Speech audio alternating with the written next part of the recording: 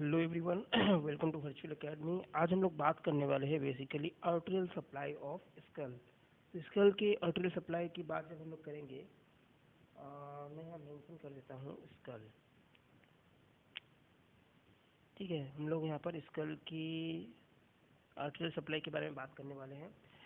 जो हम लोग पहला लेक्चर देखे थे, पहला लेक्चर इसके पहले वाला जो लेक्चर उसमें हम लोग बात करे थे उसके लेयर के, स्कल के लेयर के बारे में। अब हम लोग यहाँ बात करें आर्टेरियल सप्लाई। तो एक क्वेश्चन है, आप लोग बताइए कि जो आर्टेरियल सप्लाई, जो भी supply, vessel supply, nerve supply जो रहता है ब्रेन के कौन से लेयर पे रहता है? पहला क्वेश्चन। सबसे ऊपर का जो लेयर रहता है वो कौन सा लेयर है? सबसे नीचे का जो लेयर है वो कौन सा है? आपको कमेंट में बताना है, क्योंकि आप अगर पहले वाला वीडियो देखे होंगे तो तभी आप आंसर दे सकते हो। और मैंने बहुत इजी तरीके से ट्रिक्स के साथ बताया था कि स्कैल्प का जो लेयर होता है SCALP, यही अलग अलग लेयर फॉर्म करता है और क्या क्या इसका नाम है। तो नाम के साथ आपको याद रखना है क्या क्या चीज़ था, और जो क्वेश्चन मैं पूछ रहा हूँ उसका आंसर भी देना है। तो मैं क्या क्वेश्चन पूछा कि कौन से लेयर है जहाँ पर वो वेसल्स का फ्लो होता है या नर्व सप्लाई दिया है, कौन से लेयर में है, सबसे ऊपर का लेयर कौन सा है, सबसे नीचे का लेयर कौन सा है।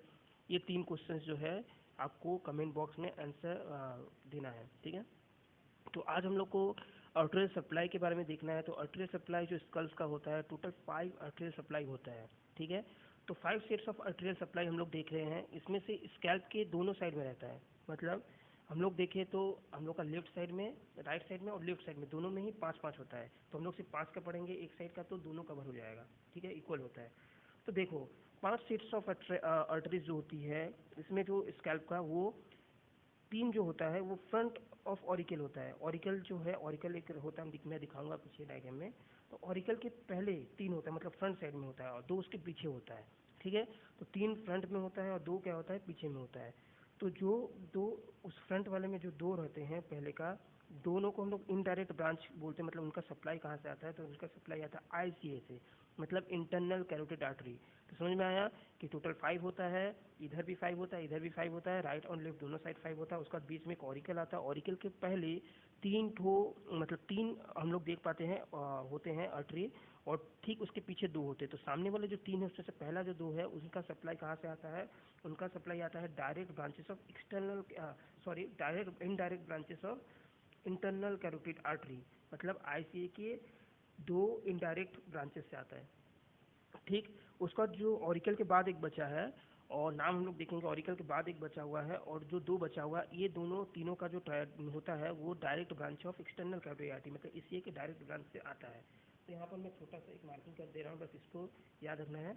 आई से क्या है? इनडायरेक्ट है। आई से क्या है? इनडायरेक्ट। आई से इंटरनल कैरोटिड आर्टरी। तो जब भी ये रहेगा तो समझ जाना कि ये क्या है, डायरेक्ट इंटरनल कैरोटिड आर्टरी से आएगा, जबकि ECA से जो रहेगा ये डायरेक्ट ब्रांचेस होगा। ठीक है, तो अब हम लोग को देखना है कि ये जो स्कैल्प हम लोग देखते हैं, तो स्कैल्प में एक इंपॉर्टेंट साइट से, मतलब एक इंपॉर्टेंट लोकेशन जहाँ पे एमोस्टोमोसिस देखने को मिलता है बिटवीन ICA एंड ECA, मतलब यहाँ पर आपस में आकर मिलते हैं। कौन सा है? Internal carotid artery, external carotid artery.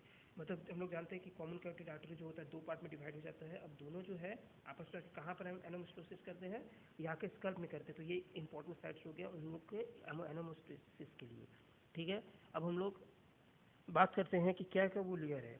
तो सबसे पहले जो, अगर आर्टरी सप्लाई ऑफ स्कल्प के बारे में देखें तो मैंने बोला 5 होते हैं। इससे जो 2 होते हैं ये आई से सप्लाई करता है, मतलब indirect, I for indirect, I for ICA। उनका नाम क्या है? सुप्राट्रोक्लियर आर्टरी, जो कि आप सामने में देख रहे हैं, एकदम सामने मिड लाइन जो है, मिड लाइन के एकदम सामने में। उसके ठीक थोड़ा सा लेटरल में हम लोग जाएंगे तो मिलेगा सुप्रा ऑर्बिटल, दोनों में सुप्रा सुप्रा लगेगा। तो सुप्रा टेम्पोरल हो गया and supra orbital artery. Orbital इससे याद रखना कि आँख के पास में होता है। ठीक है, हम लोग का आँख का जो एंड होता है उसके साइड में रहता है। तो सुप्रा ट्रोक्लियर हो गया, सुप्रा ऑर्बिटल हो गया, 2 इंटरनल कैरोटिड आर्टरी से सप्लाई हो रहा है। अब हम लोग आगे जब बढ़ेंगे तो 3 होता है जो ऑरिकल, ये ऑरिकल का और एक पोर्शन है जो कि ECA से सप्लाई होता है। तो ECA जो है सप्लाई होने वाला सुपरफिशियल टेम्पोरल, ये कान के ऊपर में होता है, कान के ठीक ऊपर में होता है, इसीलिए हम लोग क्या बोलते हैं? टेम्पोरल रीजन में होता है, इसलिए सुपरफिशियल। ठीक है, सुपरफिशियल मतलब कान के ऊपरी हिस्सों में होता है, टेम्पोरल रीजन के, इसलिए हम लोग बोलते हैं सुपरफिशियल, मतलब ऊपर टेम्पोरल ऑरिकल। इस तरह से इसको याद भी हो जाएगा। ठीक, अब मैंने बताया कि ये तीनों जो होता है ये ऑरिकल के पहले होता है। अब ऑरिकल के बाद जो होता है उसको हम लोग क्या बोलेंगे? Posterior auricle artery. क्या बोलेंगे? Posterior auricle artery. इसका supply direct branch of external carotid artery से होता है। लास्ट है ऑक्सीपिटल। ऑक्सीपिटल मतलब जो हम लोग का पीछे वाला रीजन होता है ऑक्सीपिटल, इसमें आता है तो ऑक्सीपिटल आर्टरी। तो आपको मुझे लगता है कि पूरा याद हो गया होगा। मैंने खुद एक डायग्राम बनाया है, इस डायग्राम को आप देखिए ध्यान से। ये इंपॉर्टेंट डायग्राम और इजी डायग्राम भी है, तो इसमें आपको समझ में आ जाएगा कि किस तरह से कहाँ पर से दिया गया है। देखो यहाँ पर क्या है, ये हम लोग का मिडिल वाला पोर्शन है, ये राइट सेरिब्रल हेमिस्फीयर, ये लेफ्ट ये यहाँ पर देखिए ब्रेन का जब स्टडी करेंगे तो उल्टा हो जाएगा, ये फ्रंट रीजन है, तो यहाँ पर ये हो गया लेफ्ट वाला, ये हो गया राइट वाला, ठीक है। तो लेफ्ट, ये left cerebral hemisphere, right cerebral hemisphere.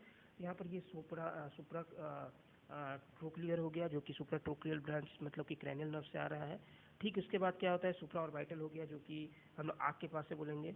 ठीक उसके बाद में क्या हो जाएगा, मैंने बोला कि टेम्पोरल रीजन में है, तो सुपरफिशियल टेम्पोरल रीजन वाला जो है वो सुपरफिशियल टेम्पोरल हो गया।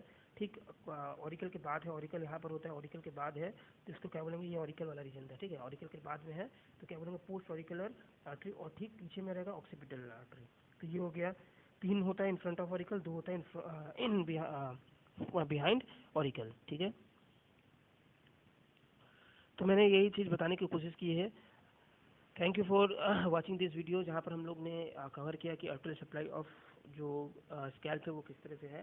Thank you watching this video. Next हम लोग जल्द ही मतलब कवर करने वाले हैं स्कैल्प का दूसरा पार्ट, जहाँ हम लोग देखेंगे वेनस जो सप्लाई होता है उसके बारे में, वेनस ड्रेनेज जिसको बोलते हैं, और हम लोग नर्व के बारे में भी देखेंगे। Thank you for watching this video.